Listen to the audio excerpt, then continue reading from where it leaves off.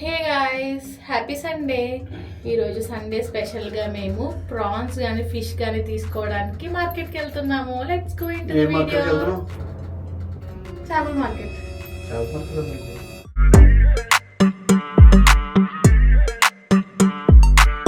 నేను నా కార్ పేరు బుజ్జి అని పెట్టుకున్నాను. సో మనం ఇప్పుడు బుజ్జి కార్లో వెళ్తున్నాం. ఈరోజు సండే కదా, చాలా లేట్ అయిపోయింది నిద్ర లేసేసరికి. సో ఉంటాయో లేదో తెలియదు ప్రాన్స్ కానీ ఫిష్ కానీ. మనం చూద్దాము 2-3 చోట్ల చూసి మంచి చూసి తెచ్చుకొని మంచిగా తిందాం వండుకొని. చెప్పు, ఈరోజు ఏం తినాలని ఉంది?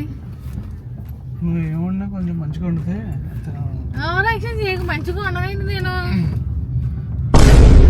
ఇగో నువ్వు చెప్పేదాన్ని బట్టి నేను వంటలు ఎలా చేస్తాను అనేది మన వ్యూవర్స్కి అర్థమవుతుంది.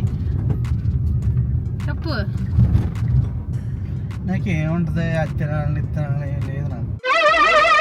ఏంటి బాబా అన్న, ఇంకోసారి అన్న ఎందుకు లేదు? లేదు. ఓవర్ యాక్షన్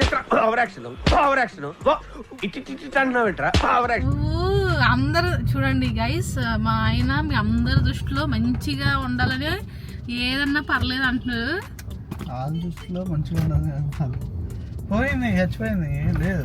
ఎందుకు చచ్చిపోయింది? దొంగమోహుడు అసలు ఎలా మాట్లాడుతున్నావు చూసారు. నాకైతే నీట్గా చెప్పు, నీకు ఏం తినాలంటే అది తెచ్చుకుందాం. ప్రాన్స్ ఇది వద్దులే కానీ ఫిష్, నీకు ఏం తినాలందో చెప్పు, అది తెచ్చుకుందాం. చెప్పు. కొబ్బరి పచ్చడి, పప్పు, దోసకాయ పప్పు. ఈరోజు ఆదివారం. ఈరోజు ఆదివారం రవి.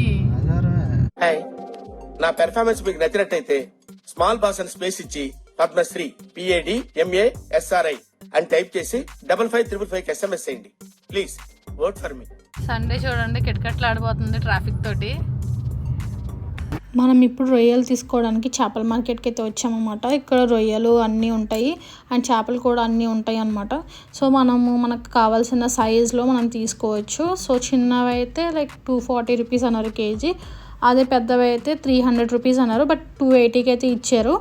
అండ్ ఇంకా దాని ఇంటెస్టైన్ నరం తీయడానికి ఒక 20 రూపీస్ ఎక్స్ట్రా అండ్ పైన తొక్కు తీయడానికి ఒక 20 రూపీస్ ఎక్స్ట్రా. టోటల్ అయితే నేను 320 అయితే పే చేశాను. సో మంచి రొయ్యలు అయితే దొరికాయి మాకు ఆ రోజు. కేజీ 240 అంట. 240 అంతేనా? పెద్ద రొయ్యలు 300 అంట.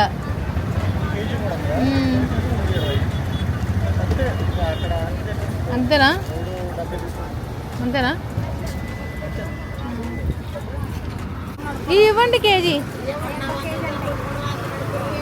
కేజీ రొయ్యలు 300 రూపాయలు, పెద్ద సైజు రొయ్యలు.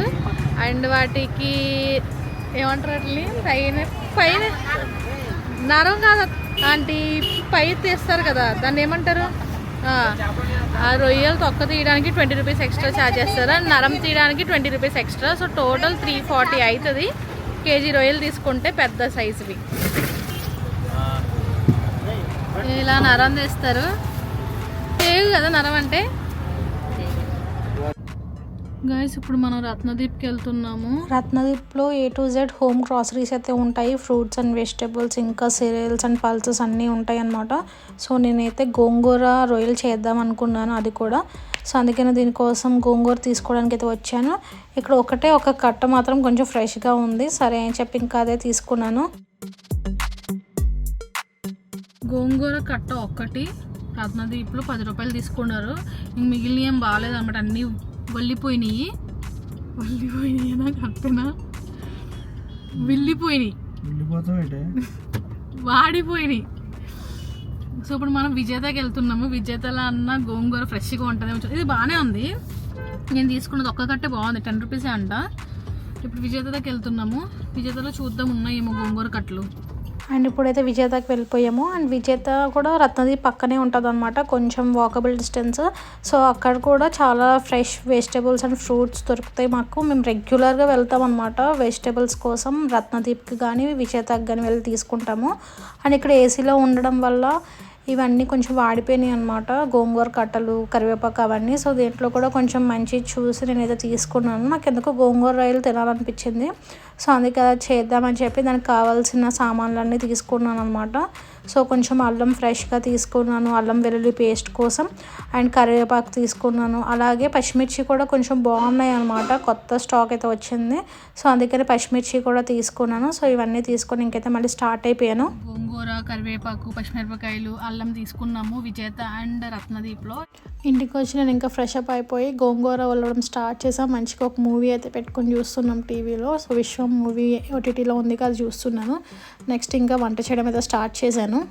కేజీ రొయ్యలు ఒలిపించి నరం తెస్తే ఒక 1/2 కేజీ అయ్యాయి. ఇప్పుడైతే స్టవ్ మీద ఒక బాణీ పెట్టుకొని దాంట్లో ఈ రొయ్యలన్నీ వేసుకొని ఒక టేబుల్ స్పూన్ అయితే పసుపు వేసాను. పసుపు వేస్తే యాంటీబయాటిక్ లాగా పనిచేస్తుంది అనమాట. ఏదన్నా వేస్ట్ బ్యాక్టీరియా ఏమన్నా ఉంటే అదంతా పోతుంది అనమాట. ముక్క కూడా చాలా విచ్చుకుంటుంది, ఇంకా దాంట్లో ఉన్న వాటర్ కూడా పోతాయి అనమాట. సో మొత్తం పోయే వరకు అలా స్టవ్ మీద ఉంచుకుంటే ముక్క ఉడికిపోయి చాలా బాగుంటుంది. నెక్స్ట్ మనం వేరే బాణీ తీసుకుని దాంట్లో ఆయిల్ పోసుకొని వేడెక్కగానే కరివేపాకు దినుసులు వేసుకోవాలి. దాంట్లోనే మనం సన్నగా కట్ చేసి పెట్టుకున్న ఉల్లిపాయలు, పచ్చిమిరపకాయ ముక్కలు వేసుకొని మంచిగా తిప్పుకోవాలి. రుచికి సరిపడా సాల్ట్ వేసుకోవాలి. నేను 1.5 టేబుల్ స్పూన్ వేసుకున్నాను. ఆల్రెడీ ఉడికించిన రొయ్యల్ని ఒక బౌల్లోకి తీసుకొని అదే బౌల్లో మనం కడిగి పెట్టుకున్న గోంగూరను వేసుకొని మగ్గించుకోవాలి. గోంగూర ఎటువంటి వాటర్ లేకుండా మెత్తగా మగ్గిపోతుంది.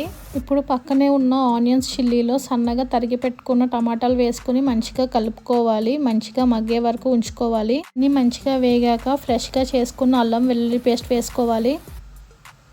దీంట్లో మనం పక్కకు తీసుకున్న రొయ్యలు వేసుకొని మంచిగా అటు ఇటు తిప్పుకోవాలి.